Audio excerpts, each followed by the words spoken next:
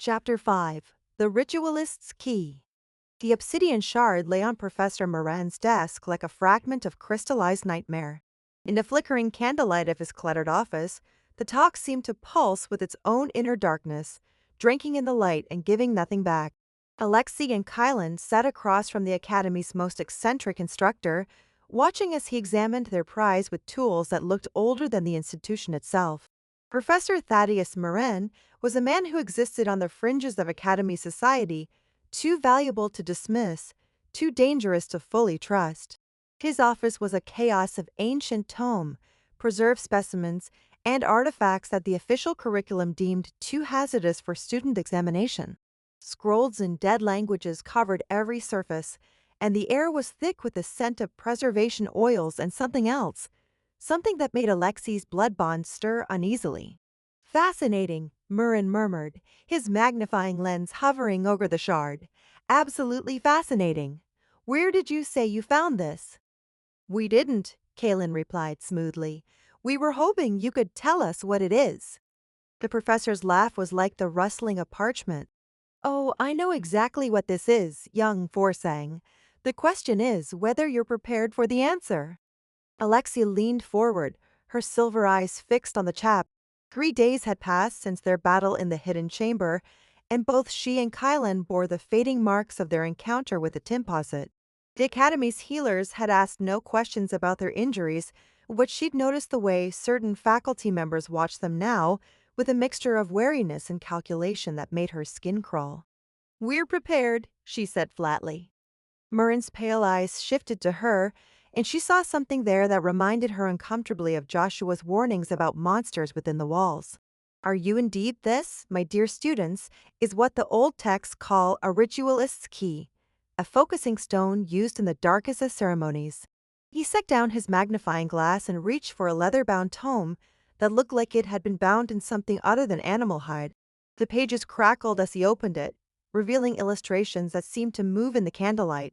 The art of Dina binding is as old as civilization itself, Marin continued, his voice taking on the cadence of a lecturer. But most attempts fail because the practitioners lack the proper tools.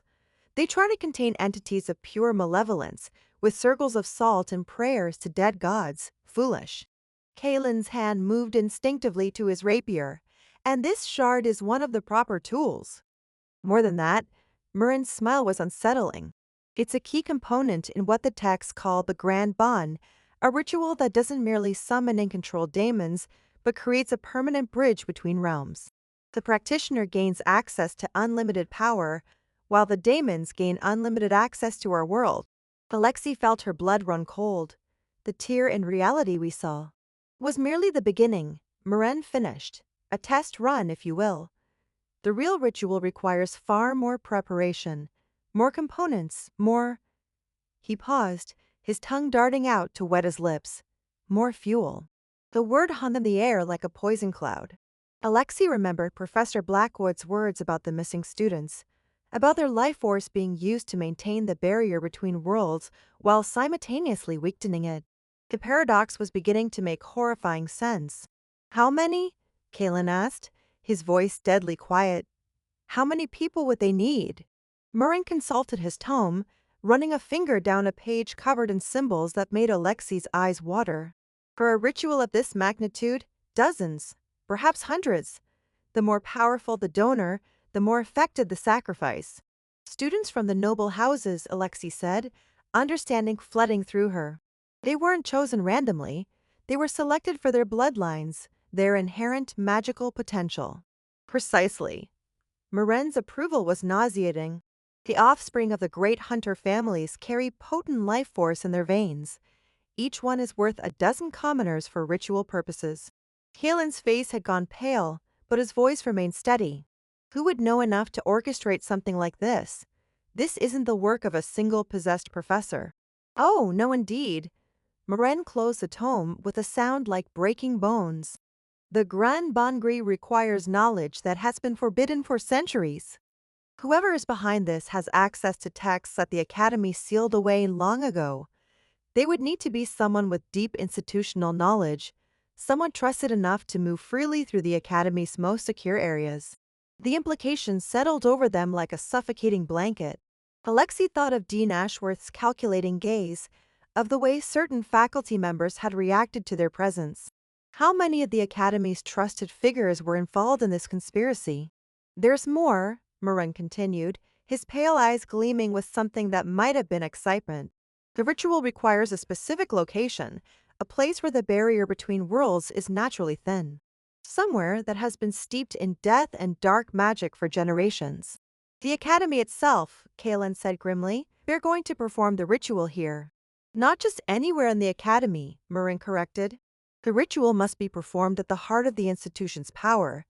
In the Sanctum Sanctorum, where the Academy's founding stones still rest, the magical resonance there would amplify the ritual 1,000-fold. Alexei had never heard of the Sanctum Sanctorum, but she could see from Kalen's expression that he knew exactly what the professor was talking about. His face had gone from pale to ashen. That's impossible, he said. The sanctum is protected by wards that have been maintained for 3 centuries. No one gets in without the dean's explicit permission and the consent of the faculty council.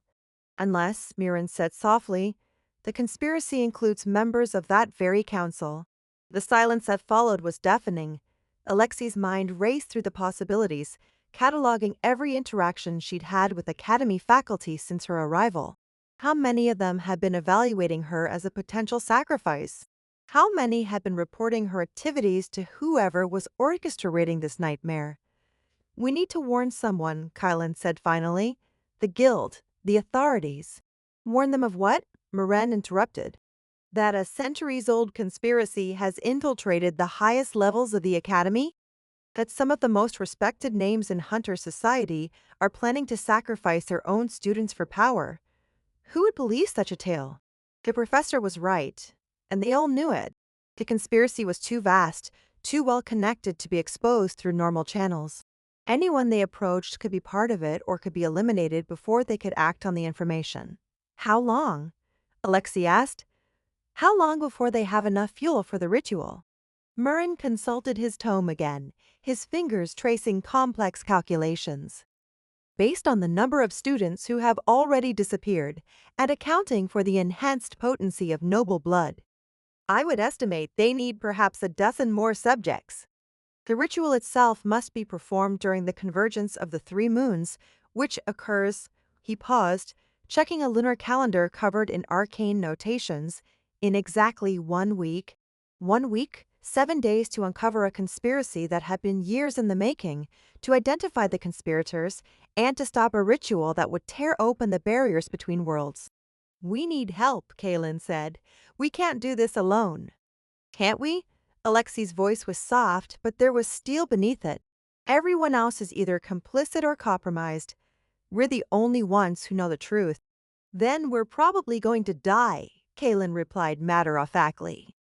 Alexei's smile was sharp as her daggers. Everyone dies eventually. The question is whether we take the bastards with us. Merman had been watching their exchange with growing interest. Perhaps, he said carefully, you would be interested in a proposition. I have. Resources that might prove useful in your endeavor. Knowledge that the Academy has tried very hard to suppress. What kind of resources? Kylan asked suspiciously. The kind that might level the playing field between 2 students and a conspiracy that spans decades. Murren's smile was predatory. But such assistance comes with a price. It always does. Alexei felt the familiar weight of her daggers against her thighs, the comforting presence of steel that had never failed her. What kind of price? When this is over, assuming you survive, you will owe me a favor. No questions asked, no moral objections raised, a single task of my choosing, to be completed at the time of my choosing. It was a devil's bargain, and they all knew it. But as Alexei looked at the obsidian shard pulsing with malevolent energy, she realized they might not have any other choice. We'll need to think about it, Kalen said. Of course, Miren replied. But don't think too long. The clock is ticking, and your enemies are already several moves ahead of you. As they left the professor's office, the obsidian shard safely tucked away in Alexei's armor, she couldn't shake the feeling that they had just stepped deeper into a web of conspiracy and betrayal. The Academy's halls seemed different now, shadows hiding potential threats in every face a possible enemy. We can't trust him, Kalen said quietly as they walked through the evening darkened corridors. We can't trust anyone, Alexei replied, but we might need his help anyway. The irony wasn't lost on her. In order to stop the monsters within the walls, they might have to make a deal with one of them. But as Joshua had always taught her, sometimes the only way to hunt predators was to become something even more dangerous. The war was escalating, and Alexei Ira had never backed down from a fight.